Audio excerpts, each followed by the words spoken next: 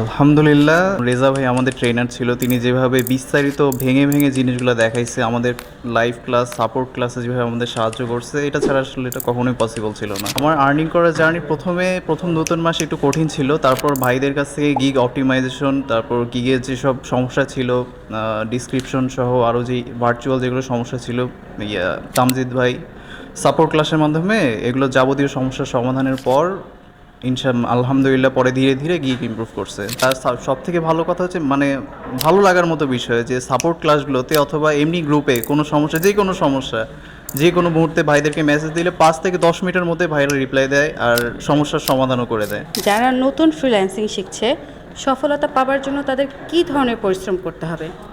এটার জন্য সব থেকে বেস্ট উত্তর হচ্ছে অপেক্ষা। অপেক্ষার দ্বিতীয় কোনো উপায় নেই।